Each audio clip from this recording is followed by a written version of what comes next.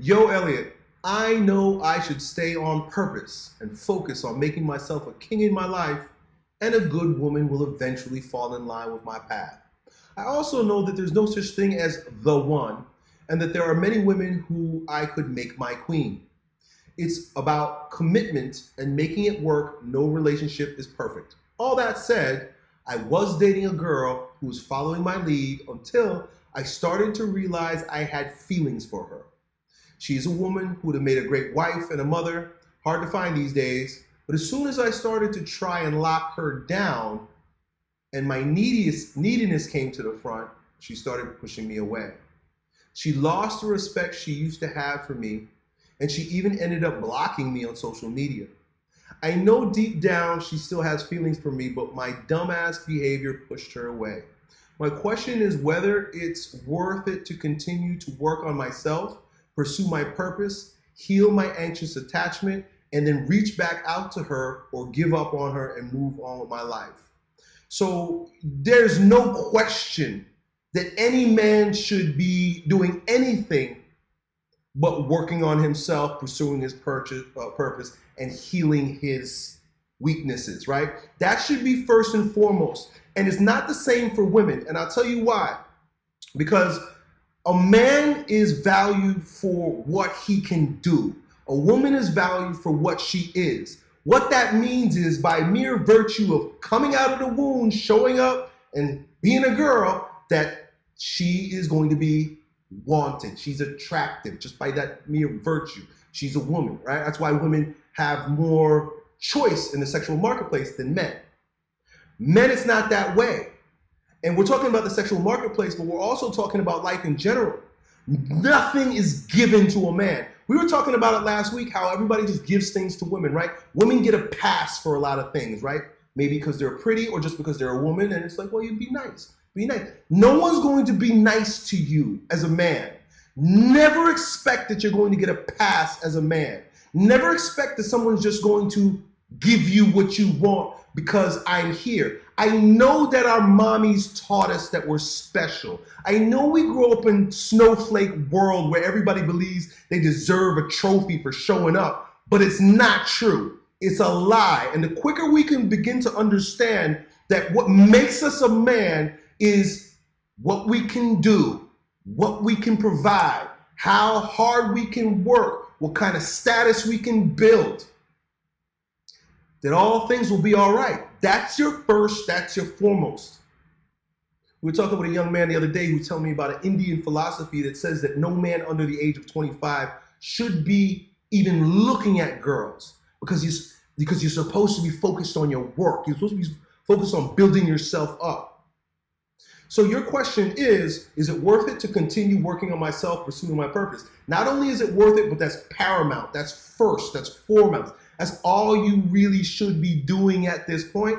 Healing your anxious attachment, and at the same time, and I'm happy you're in this program, you got to get intersexual dynamics locked down. You got to be red pilled. You got to understand women's psychology. This is something that we're not taught, right? So there are a lot of guys. I was talking to Casey Zander the other day, and he's a YouTuber, and he's a coach, and he helps grown men. He's like 25. He helps like 45-year-old men win back their wives, right? And there are certain basic principles that these men, even though they're wealthy entrepreneurs, got big, great businesses, they make lots of money, some of these guys are in great shape, but they lose their wives. They lose their wives' respect. They lose their wives' attraction.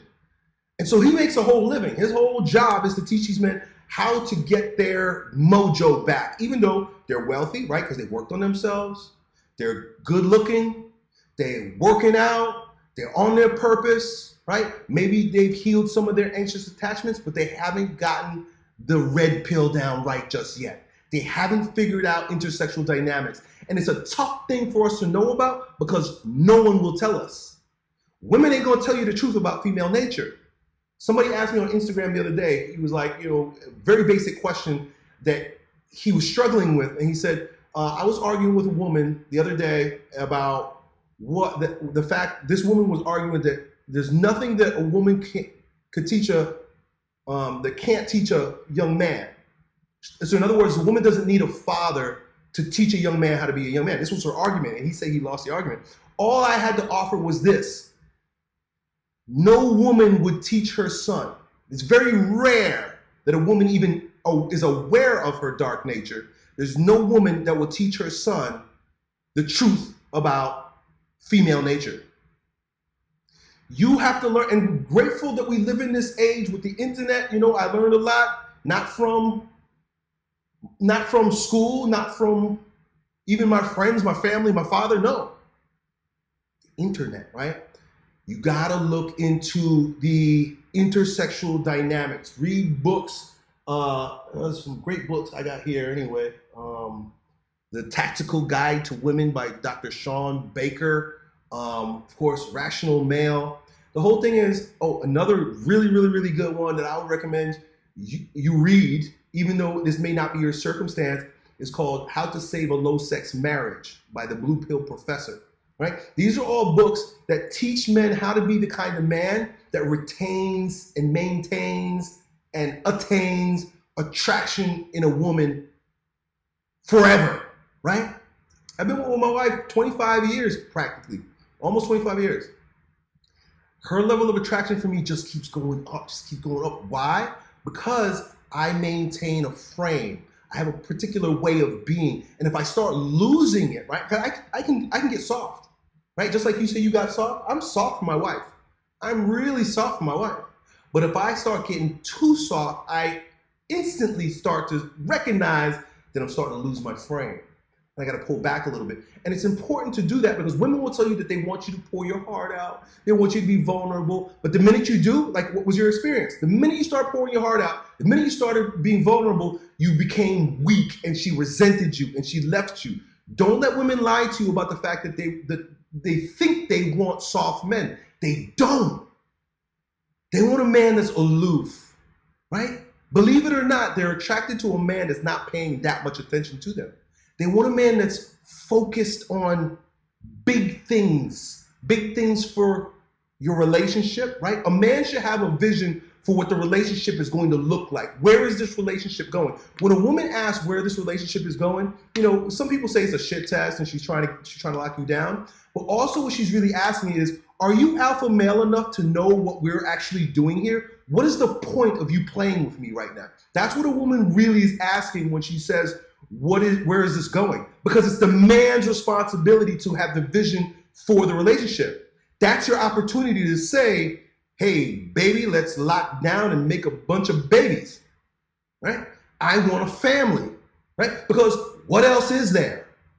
You're my fuck buddy, right? Let's move in so that you can divorce rate me even though we never got married. There's no other point. There's no other point.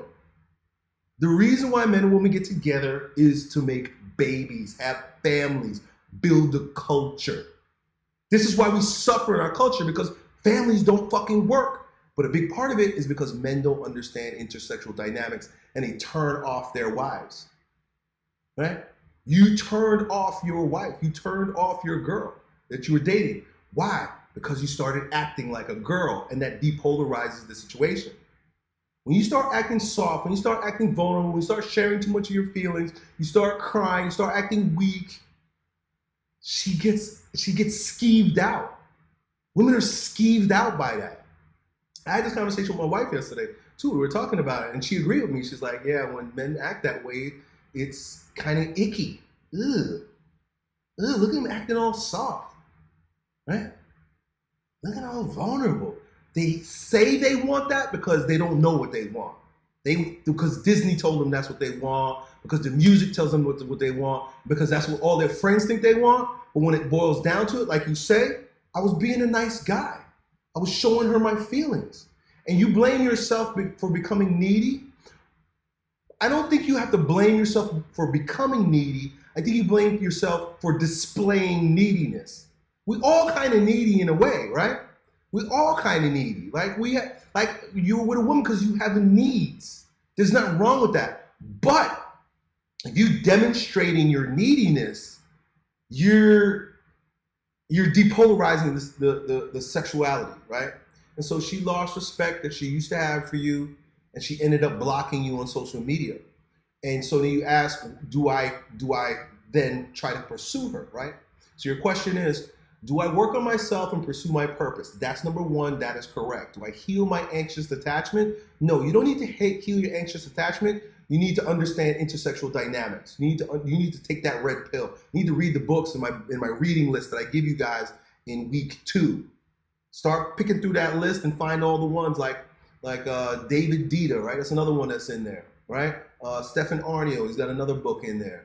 Rollo Tomasi's got a book in there. Blue Pill Professors. There's also another really good book called Married Man's Sex Life Primer by Anthol Ray, right? I got a lot of good books in there. And that's the way men learn. We don't have this as an instinct. Believe it or not, as much as people try to say this shit, they try to denigrate me because I'm talking to men about how to be men. Becoming a man is not natural. Becoming a man doesn't just happen. Becoming a man is taught. These are things that our dads should have taught us, our grandfathers should have taught us. Even our mothers, if they were being objective or if they actually knew, they would be teaching us about female nature.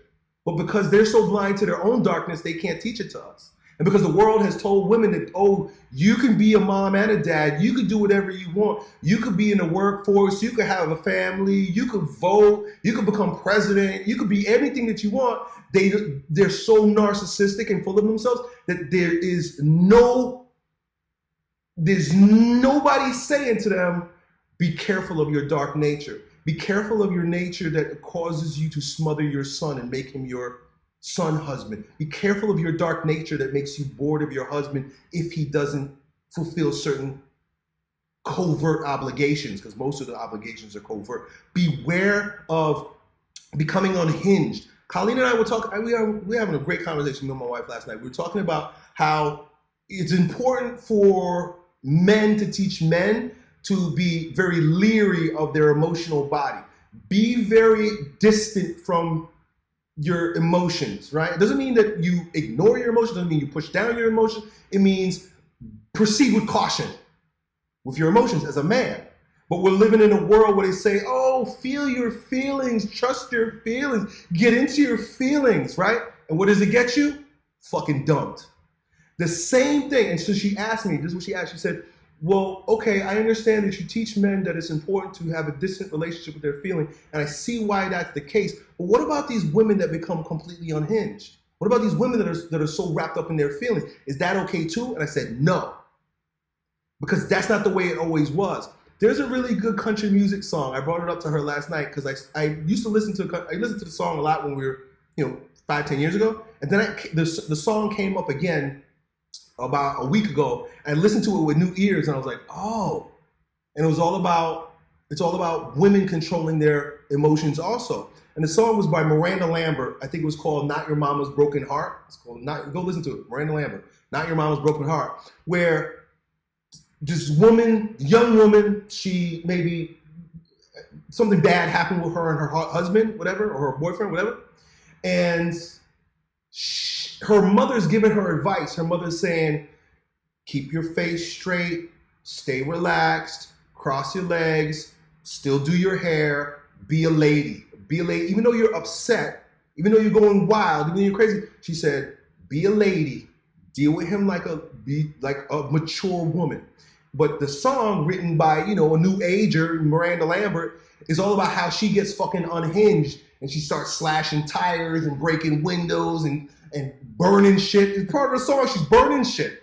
And so her whole point in that song is, well, maybe the old mamas could keep their face straight, but this ain't your mama's broken heart. So what does she do? She's teaching women that it's okay to be fucking unhinged, to let their emotions run wild and to slash tires, break windows, and burn shit when their boyfriend cheats on them, right? It's not right for either. It's not right for men. It's not right for women. We have to learn how to be stable, how to be stoic.